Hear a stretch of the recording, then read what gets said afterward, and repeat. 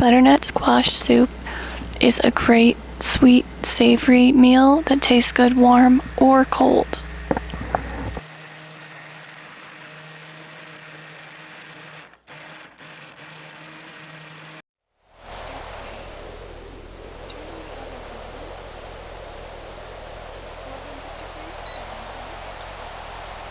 I got a silicone cover that you put in the bottom of the pan, because if you look at my pan, these black spots that I cannot even get off with steel wool, that's the sugars from either beets or butternut squash. So this is going to make it easier to clean. I'm going to take 2 butternut squash. I like butternut squash. If butternut squash isn't something that you think tastes good, you could also use sweet potatoes as a substitute. Make sure and take off any stickers on the outside. You want to make sure your knife is really sharp because these are pretty tough to cut through. The first thing we're going to do is take off the top where the stem was. Then we're going to cut it in half long ways. So, and once it's cut open, you can see that there's a lot of squash and only a little bit of seeds, which is really good. It's different than like using a pumpkin, where the pumpkin's mostly full of seeds and there isn't a lot of flesh. Just like a pumpkin, you're going to grab a spoon and scoop out the insides.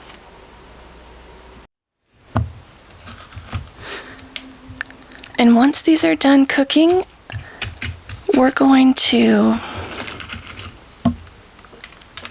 scoop out the cooked squash from the inside and puree it in a blender. So you could probably use canned pumpkin too. That's something that they'll have in the grocery store and it'll take less time. But anytime I have surgery on my jaw, right after surgery I can't have any food that's warm. You can't do anything that could dissolve your stitches. So you can't have anything warm, you can't have anything acidic, you can't have anything with little seeds like raspberries where that could get stuck in your stitches. And I think this soup tastes really good cold. I have tried Panera's squash soup that they have. I can't think of what it's called. And I don't think it tastes the same. Panera's soup has a lot of like a creamy, milky flavor to it, and this doesn't have anything like that in it. But I think it's a really good soup, and I think it tastes really good cold as well. And for the whole 2 weeks that I am on a restriction for what I can eat, this is just what I have for dinner all that time, and I think it's really good.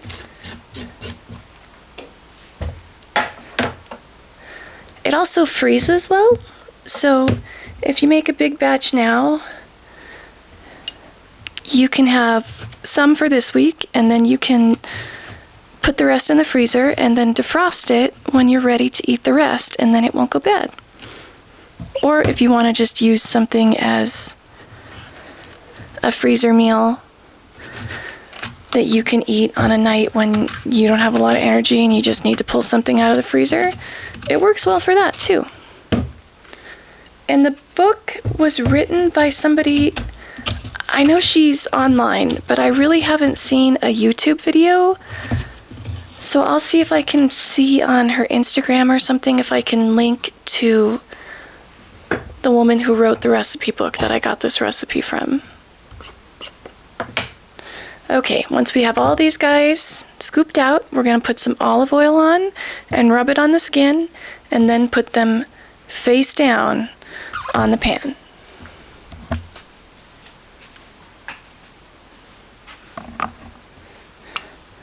I just do a drizzle. And I use my hands.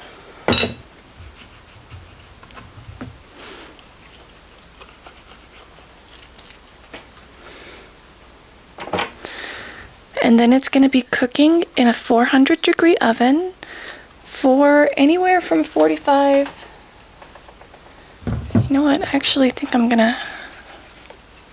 This one is thicker, so I want to make sure to keep it together. Sorry, it's going to cook from 45 to 75 minutes.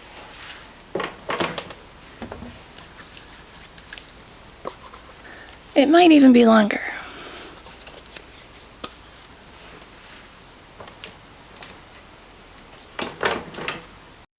I made it work. I'm also going to do a sweet potato because I want to try making a version of this with a sweet potato instead of butternut squash and see how the flavor compares.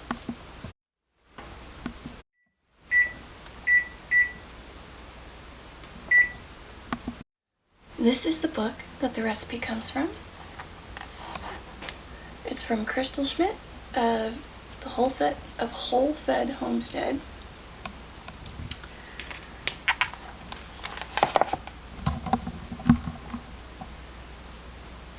And this is the recipe. You'll need 4 cups of broth. I'm using chicken broth. The recipe recommends vegetable broth. And then for seasoning, it's going to be brown sugar, ginger, turmeric, and cinnamon, and pepper.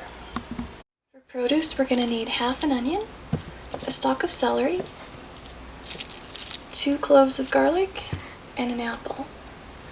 And while the squash is cooking, I would cut up everything except the apple. Apples can oxidize, which is when they turn brown when they're exposed to air. And it is going to get cooked, but I would cut it up right before you add it into the soup. And because everything is going to get pureed, you don't need to be too careful about the size that you're chopping things into. Good.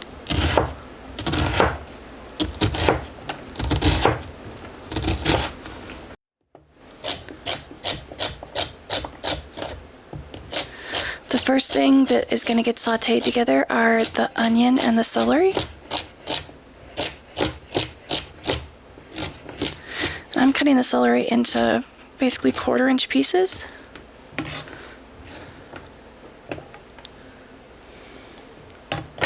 So I'm going to put these in a bowl together, and then the next thing you'll add will be the garlic and the apple at the same time. Next, the garlic, minced finely.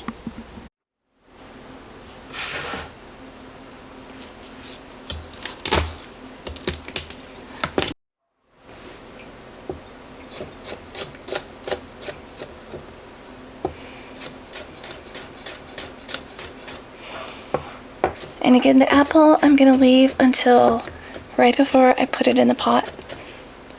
If you want to cut it up ahead of time, you can put it in a mixture of water and lemon juice. The lemon juice helps keep the apple from turning brown.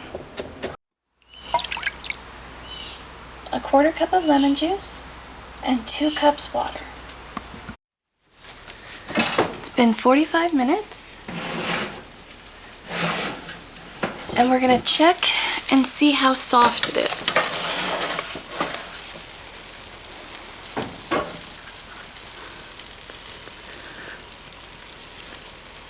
You can easily push into it. Oh, well that's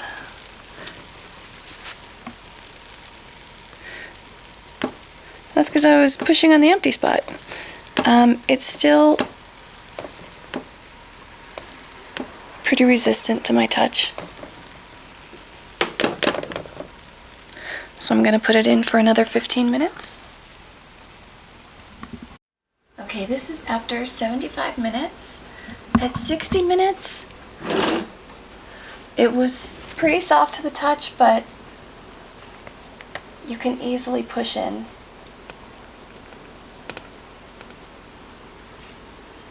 So you know it'll be really easy to scoop out the insides. And another way that I can tell is all the liquid that's starting to come out. And I'm going to leave it so that it can cool a little bit before I put it in the blender. It's been about a half an hour, and as you can see, it's soft enough to easily scoop out the insides of the butternut squash.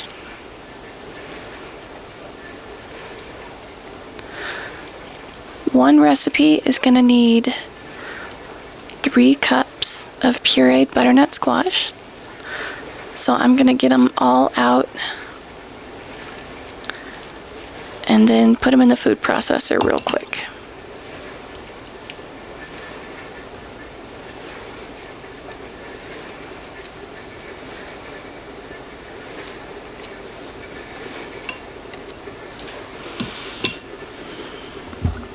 And you don't need the skin of the butternut squash, so I'll leave that for compost.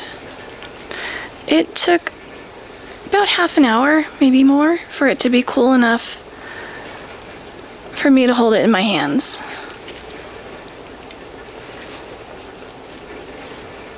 And actually, I mean, you can scoop it out of the skin when it's sitting in the pan, but when you put it in the food processor or a blender, you don't want to put things that are really hot inside a blender. So it's more for safety for when you puree the butternut squash.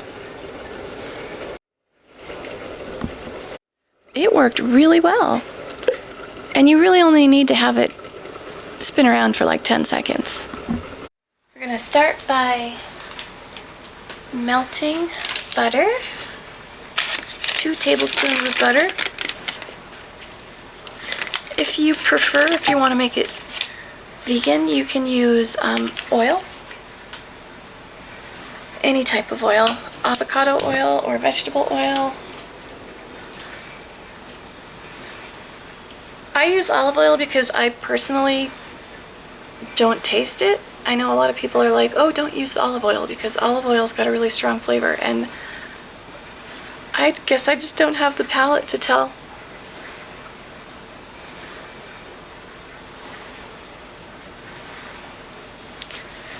As soon as the butter is melted, add in the onion and the celery.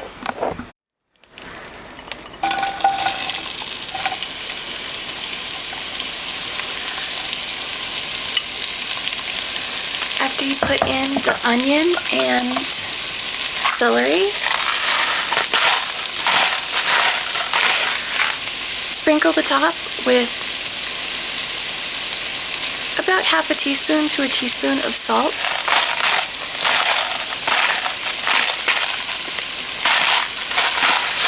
That will help draw out the moisture from the vegetables and help them cook.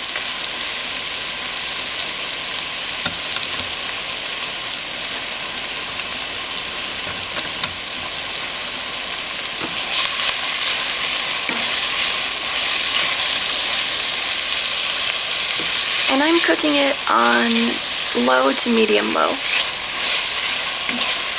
On my stove, that's a 3. In the book, she recommends that this can take about 7 minutes. You're looking for the onions to be translucent, so they start to look a little see-through. I let mine get a little brown.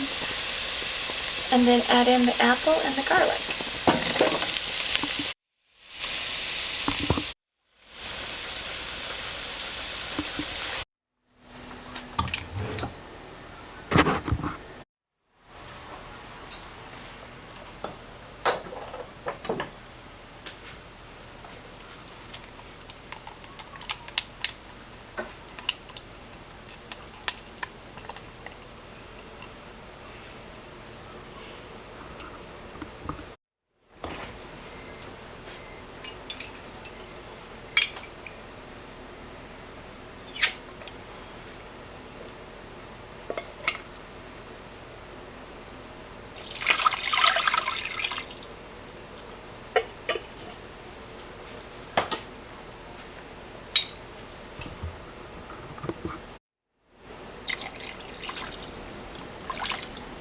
I'm going to add in a 1/4 cup of brown sugar. And I'm making a double batch, which is why it's filled to the complete top of the pan. If you were just making a regular batch, it would only fill the pan about halfway. 1/4 teaspoon of ground turmeric for a single batch.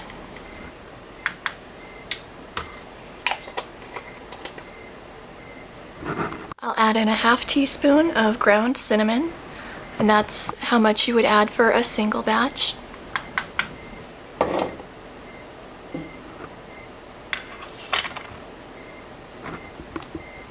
We need a 1/2 teaspoon of ground ginger for a single batch.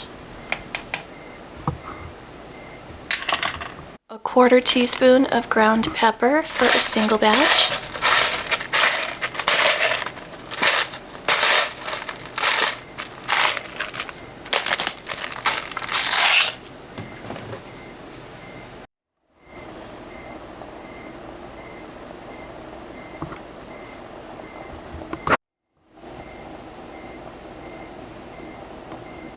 Also adding something that isn't in the original recipe, and that is tofu. Tofu will absorb the flavor of anything it's added to. It doesn't really have any flavor of its own. So the tofu will help make this a little bit creamier. In her recipe, she says you can add in coconut milk. I imagine you could add in any other type of milk too. But instead, I'm going to add in tofu. That's going to add more protein to the soup, especially since the soup is the only thing I'm going to be able to eat for 2 weeks. It'll just naturally absorb the flavors that are a part of the soup as it cooks.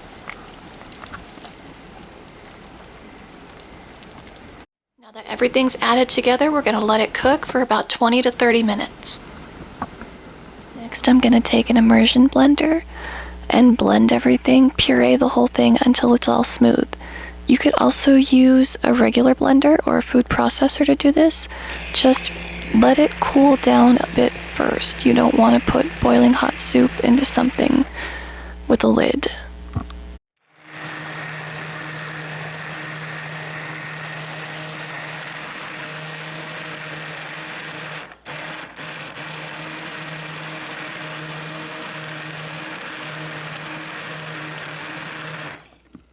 I portion it into pint jars, and then when I'm ready to eat, I just pull a jar out of the fridge.